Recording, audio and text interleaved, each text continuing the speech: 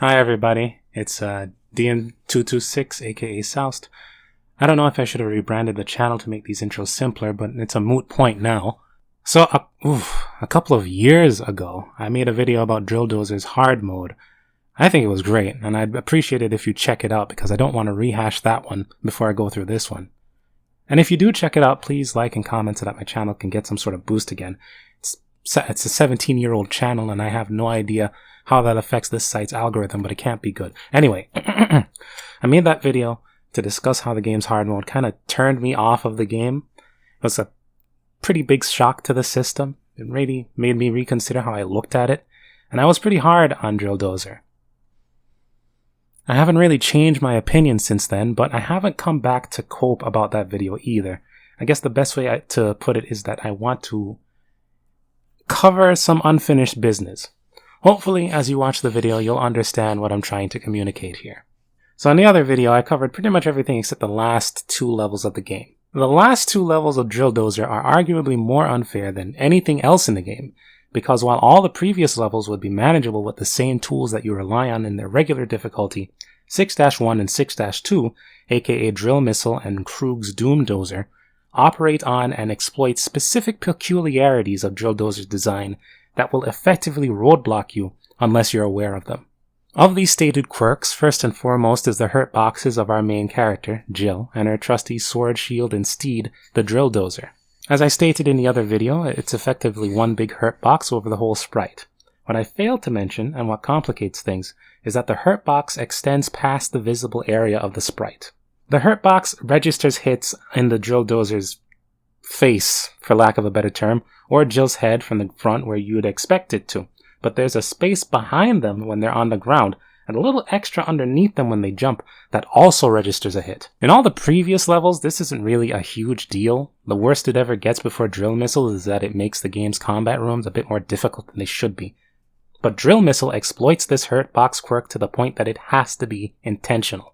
The level starts out with a scramble to the bottom of the tubing of a missile which, spoiler alert, is headed for Jill and her gang's base, which is where her dad is, laid up with injuries. If it reaches him, it'll wipe out everything underground. Stopping the missile involves scrambling down to the warhead, dodging little discharges popping out from the circuitry all the while because the idiot who designed the weapon either didn't understand the finer points of insulating internal circuitry, or just didn't care if the thing blew up before it hit rock bottom. These discharges are huge, with huge hitboxes, and like a lot of obstacles at this point in the game, they're bigger than the sprites they're put over. My memory was pretty foggy on how this last set of missions went, so I was shocked to discover that the missile level involved a lot of really rough platforming. And like the oldest Armored Core games, the only way to get through a section of platforming that the game is barely able to handle is as slowly as possible. To be honest, this wasn't my approach at first. I tried to wobble through each section as fast as the Dozer's little legs could carry me, but multiple grazes with death taught me otherwise. The best strategy for this section is the same as every level in hard mode: superior drilling and lots of luck. Always trying to get to checkpoints as fast as possible, making sure every run gets at least 50 chips, never going backwards unless something is forcing you to. This is the way you handle it. This way, you'll get through to the boss. And one thing that really stood out to me this time was that the checkpoints were placed almost at the perfect distance from one another. Maybe the checkpoints in 6-1 are handled so much more reasonably than the ones in other levels up to this point, because this level is shorter than average. But there wasn't as much fatigue getting from checkpoint to checkpoint this time. I suppose this ended up being a trend for the rest of the game, as far as what little there was left was concerned. The boss isn't too rigorous, save for the aforementioned hitbox issue. You're running around swapping a chip between two cooling towers so that the missile doesn't explode prematurely. Hey, that's what I was talking about earlier, go figure. Once you handle that, Krug makes his big move. Simultaneously ripping you off and living up to the Dozer part of the title, he unleashes the Doom Dozer, which is effectively the last level, and where two other quirks of the game come in. The first is a spin on an old standard, pardon the pun. In Drill Dozer, there are some projectiles you can reflect by spinning the bits on your drills. Some can be reversed, some simply bounce off, and some you can't block at all, usually explosives, which makes sense. You can't really block an explosion with a drill. However, only the very tip of the drill can do this. The rest of the drill sprite is actually a hurt box.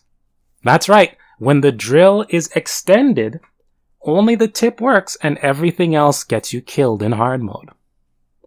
This doesn't always come into play, but on a stage like the Drill Dozer, where the ground is deliberately uneven and bullets are practically aimed at the base of your drills on the ground, this is a big issue. The second thing is what I like to call pogoing. Simply put, when you jump and rev your drill downwards while holding down the shoulder button, you bounce off the ground on descent in a predictable arc. This doesn't fix anything about the player's hurt boxes, but it does make it easier to hit certain enemies, and more importantly, to bounce off of them. And on 6-2, it makes a few jumps easier to clear as homing missiles chase you down from the top of the screen, and that alone can give you the edge on clearing the level. One other thing that's worth noting, something I alluded to previously, is that this and 6-1 are both shorter, and 6-2 in particular puts you into third gear way faster than all the other levels do, essentially turning the path forward into one that zigzags but never really goes too high up or too low below your usual path along the level. And one real positive about hard mode, the one thing I really appreciate,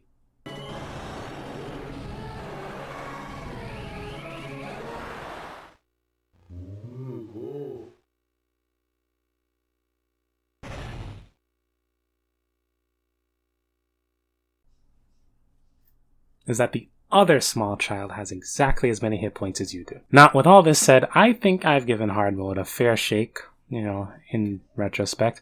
The bonus levels don't really throw the same kind of threats as you as the main game, so going over that would be redundant, I think.